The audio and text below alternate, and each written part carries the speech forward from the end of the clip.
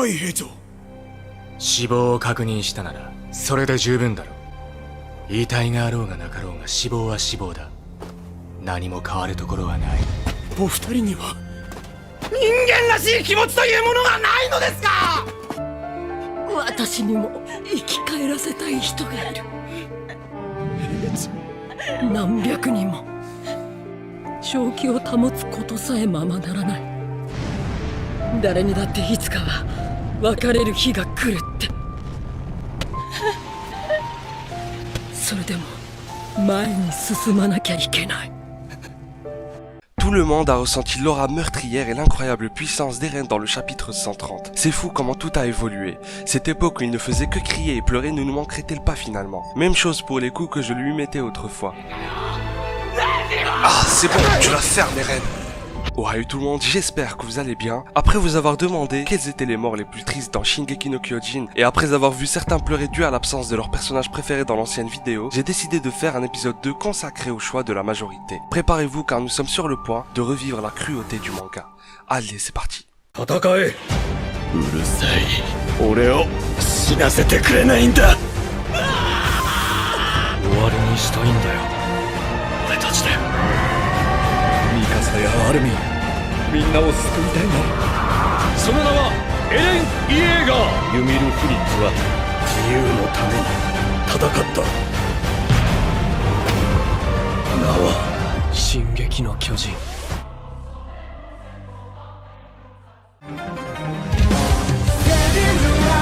Après la transformation inattendue d'Eren Yeager, il commença enfin à se déchaîner, en se jetant sur les hauts gradés et en détruisant tout sur son passage. Un spectacle totalement effrayant.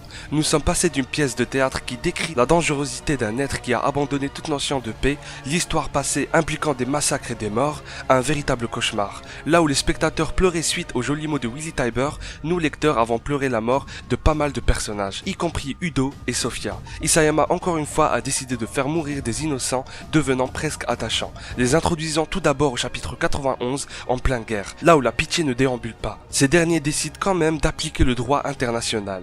Même étant détestés, continuent d'aider l'ennemi en mettant cesse à l'hémorragie. De là, on a pu avoir une idée sur ces deux personnages, de simples enfants luttant contre la haine des autres, se battant jusqu'au bout afin d'hériter le titan cuirassé pour le bien de leur famille. Isayama jouant également sur l'humour et la naïveté pour que nous puissions les apprécier davantage. Ces derniers ont connu une fin tragique, une fin très cruelle, nous rappelant directement la mort de Karla Yeager coincée sous sa maison à cause du rocher. Comme Sophia. Udo, voulant la sauver, fut écrasé à son tour par la foule en panique totale. Cord, tel un grand frère, réussit à l'emmener aux urgences, mais malheureusement, mort ou vif, le docteur ne prit même pas la peine de l'ausculter et de lui réserver un lit. Ce dernier disant à Glace, « Écoute, tu es un guerrier aspirant, non? Que t'inspire cette situation ?» C'est tellement cruel. La dernière fois où on l'a vu était par terre avec un crâne totalement fracassé. La haine que les gens vouent à Mar est encore bien plus forte que celle qu'ils ont pour les Eldiens.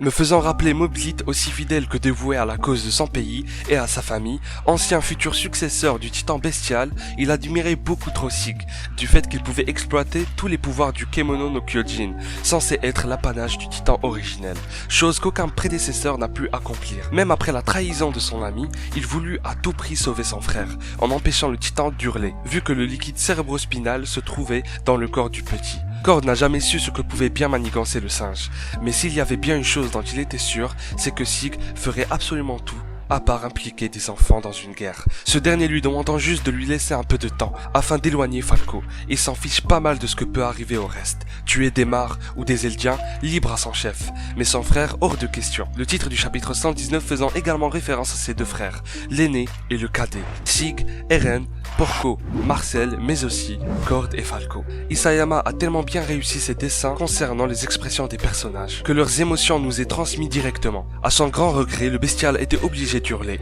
Jusqu'au bout, Cord resta collé à son frère, essayant de le rassurer. Mais l'autre avait très peur, voulant également s'enfuir pour ne pas tuer son bien-aimé ainsi que Gabi. Fâcheusement, Isayama restera fidèle à lui-même et fera en sorte de bien poignarder le cœur de ses lecteurs. Son corps fut totalement brûlé. Un personnage qui nous aura tous fait rire au chapitre 93, mais ce qu'il en reste prendra place à tout jamais dans nos souvenirs. C'était juste épatant, un Eldien donnant son avis à un maréchal Mar. Quel exploit! Je suis fier d'avoir pu vous servir à le réaliser.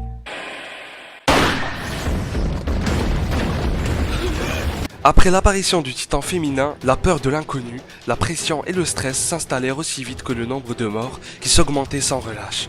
Erd, Gunther, Oruo et Petra, personnages si attachants, tous très talentueux et intéressants, que ce soit dans leur métier ou dans leur personnalité, ont su correctement nous laisser les apprécier. Que ce soit avec Oruo qui fait semblant d'être Levi, dans ses comportements se mordant à chaque fois la langue sur son cheval lorsqu'il essaie d'intimider Eren. Petra si gentille et attentionnée, telle la pire fille du monde, Historia. D'ailleurs dans le manga, il est représenté avec des cheveux blonds et des yeux bleus. Erd et Gunther, si puissants qu'ils sont, nous ont bien fait marrer lors de la révélation sur les deux autres. En effet, ils s'étaient pissés dessus face aux titans lors de leur première mission extramuros. Mais le seul moment qui m'a personnellement marqué est la fois qu'ils se sont fait pardonner à leur manière. Après avoir douté d'Eren, celui-ci qui s'est transformé involontairement dans le but de ramasser une cuillère, tous les membres de l'escouade se sont mordus la main. Vient enfin le moment fatidique. Eren leur faisant confiance jusqu'au bout, les laissant s'occuper d'Annie Leonhardt, et un grand merci à Hiroyuki Sawano et à Wit Studio d'avoir bien représenté la scène. Animation et OST, tout était parfait, te laissant passer d'un état à un autre. On passe du Wings of Freedom à Vogelam Kafek, décrivant si bien les pensées de Levi Ackerman, comme quoi personne ne sait ce qui est juste. Faut-il croire en sa propre force ou en celle de ses compagnons dignes de confiance, nous mettant à la fin un doute écrasant. En même temps, Erd se fait manger en premier, Petra écrasée contre un arbre et Oruo, une rage l'alimentant, tentant tout son possible pour les venger, finit également éjecté suite au coup de pied du titan féminin, nous plaçant également face à une créature capable de régénérer ce qu'elle veut en priorité. Ce fut totalement choquant, effrayant et triste, et bien sûr comment remuer le couteau dans la plaie, tout simplement en nous montrant les réactions de Levi, le corps de Petra tombé de la charrette, et le père de celle-ci venant parler de mariage au caporal. La seule chose qu'il nous est permis de faire, c'est de ne pas regretter les choix que l'on a faits. その時俺はただ見ている。選ぶのはお前だ。そして彼らだ。 Un homme paraissant très chiant au début, surtout dans la saison 1, a déjà voulu exécuter Eren Yeager, également meilleur ami du grand Major Erwin, on l'oubliera jamais. Sa plus grande qualité, être réaliste et se mettre à la place des autres. A déjà voulu arrêter l'homme qui a orchestré le plan pour capturer le titan féminin, et a failli le voir finir à l'échafaud dans la saison 3. Isayama, mettant en avant son côté réaliste et sa fidélité à l'humanité, a su correctement transmettre ses vraies pensées concernant, non pas un suicidaire fou, mais un ami d'enfance, ce qui nous poussa à plus apprécier ce personnage. Au chapitre 118, lorsque Cord voulait chercher Falco qui était avec Neil, il fut juste choqué par son comportement totalement inattendu, celui-ci ramenant le petit frère jusqu'à sa famille, en lui disant « Ce n'est pas un endroit pour les gamins, rentrez vite chez vous ». Falco le remerciant et Neil le saluant en retour. Cette scène nous a marqué. Je me rappelle très clairement à la sortie du chapitre 124, plusieurs d'entre nous ont chialé face à un tel drame, surtout avec la façon dont il est mort. Un père de famille ultra agréable, mort comme le père de Connie, tué par Sacha. Mais cette fois-ci, c'était Gabi. SNK, un monde très cruel, mais avec des braves gens comme Neil, tu oublies toute la haine qui se promène. Normal que sa mort vous ait marqué. Suite à la théorie concernant l'existence des humains à l'extérieur des murs, Neil s'en voulait de s'être moqué d'Erwin, voulut s'excuser auparavant, mais n'a pas eu cette chance vu que le Major n'était pas rentré ce jour-là. Cependant, aujourd'hui peut-être, tous les deux présents dans un même monde après la vie, il pourra enfin lui demander pardon.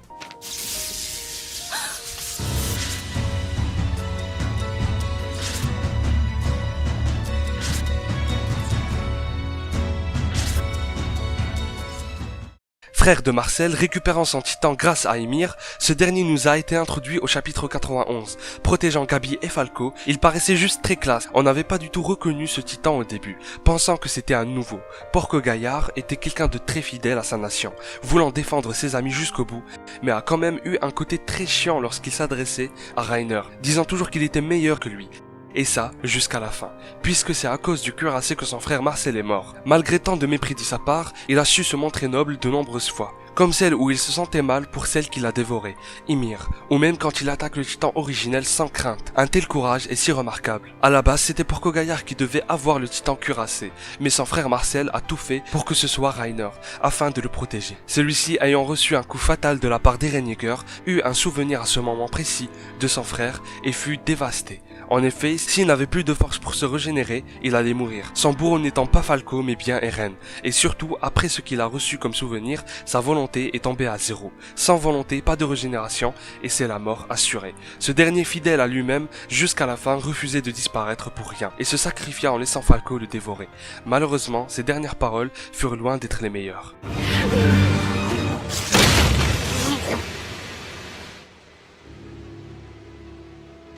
Comment parler de la personne qui a pu empêcher la mort de Carla et la sortie des titans colossaux?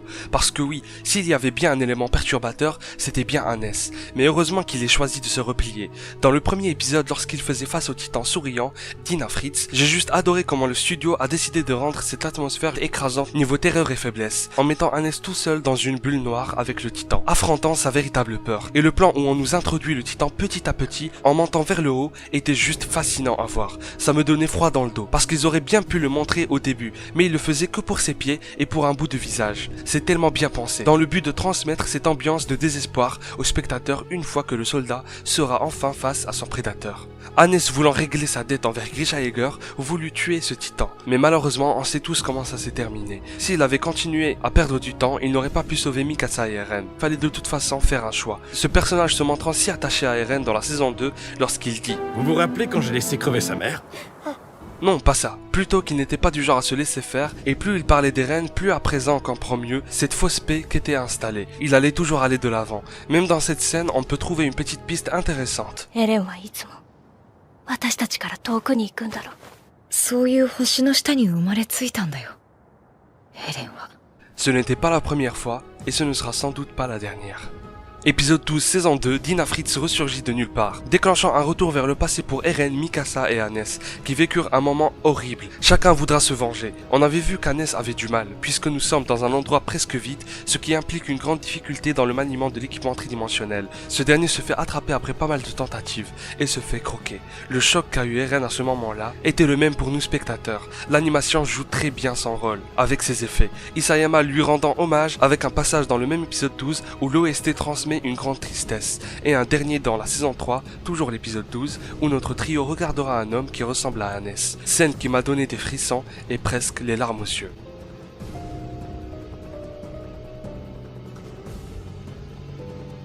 J'aimais vraiment notre quotidien paisible. Cette paix n'était peut-être que de la poudre aux yeux comme dirait Eren, mais je ferai n'importe quoi pour retrouver ce quotidien tranquille, peu importe le temps que ça prendra. Je vais venir avec vous, parce que votre joyeux trio au complet en fait partie.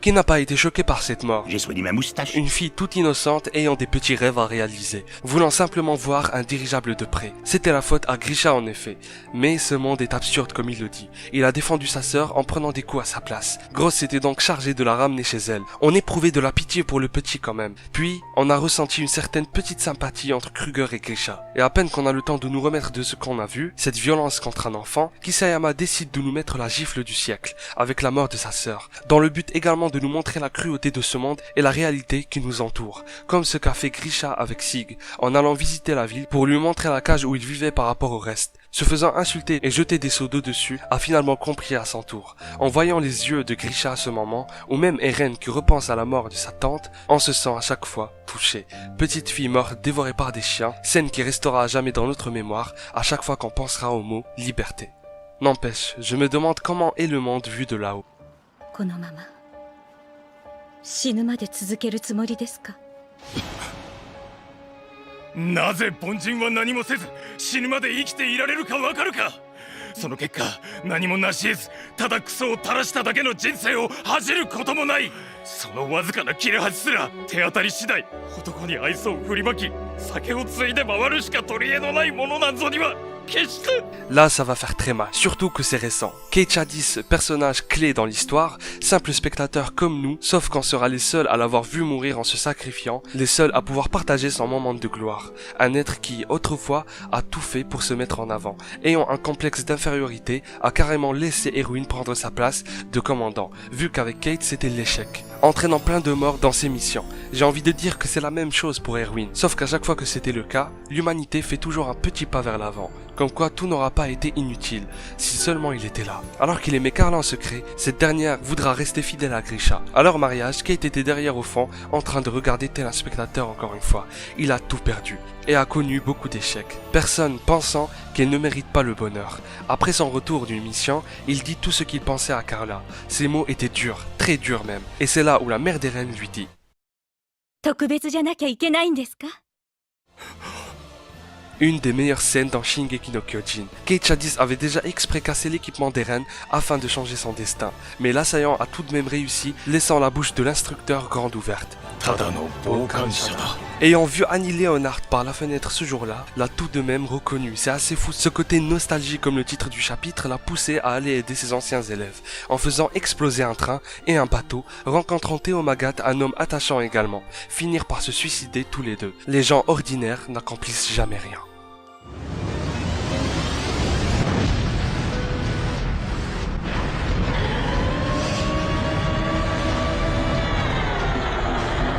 Esclave depuis petite. Ce jour-là, où les cochons ont franchi la clôture, le cauchemar a commencé, se faisant poursuivre comme un animal par ses prédateurs, humains et chiens, se faisant tirer dessus plusieurs fois, le sang coulant partout, de ses yeux et de tout son corps même. Quand elle obtint le pouvoir du titan, pouvoir pouvant servir à anéantir le roi et faire disparaître cette violence contre les autres peuples, resta l'esclave qu'elle était. Après avoir bien travaillé selon ce démon, sa seule récompense était de porter ses enfants. Même le jour où cet enfoiré allait mourir, eut la vie sauve grâce à elle, qui se sacrifia. Ce dernier qui ordonna à ses 3 filles, Rose, Maria et Shina, de la manger, pour hériter de ses pouvoirs. Jusque-là, ça ne pouvait pas être pire, sauf que la petite fille, qu'elle était autrefois, restera prisonnière à jamais dans le chemin, pour créer des titans, envoyant à de nombreuses reprises des souvenirs afin que quelqu'un puisse l'aider. Eren Yeager aura alors répondu à son message, et ainsi la délivra. Tu n'es pas une esclave, pas plus qu'une déesse, tu es juste une personne ordinaire. Tu n'as pas à te soumettre à qui que ce soit, à toi de trancher. La décision t'appartient et fais ton choix. Rester ici pour l'éternité ou bien mettre fin à tout ceci. Isayama est un grand mangaka, un véritable génie. Son objectif, faire mal au lecteur, afin que l'histoire reste gravée à jamais dans nos cœurs. Possédant aussi le pouvoir de faire disparaître n'importe quel personnage en une page de dessin. Mort de Sasha, mort de Faye, il est le Thanos de Shingeki no Kyojin. Alors quel personnage en vie ou mort mettrez-vous à cette 10e place pour finir la vidéo? L'espace commentaire est pour vous. On se retrouve pour la review du chapitre 131, merci pour votre soutien, je vous invite à vous abonner si ce n'est pas encore déjà fait et à lire la description en dessous. Je vous lâche un énorme acquis droit dans la gueule, et à la prochaine.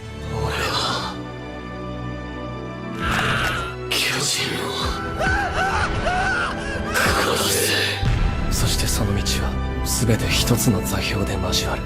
つまりそれが始祖の巨人だ。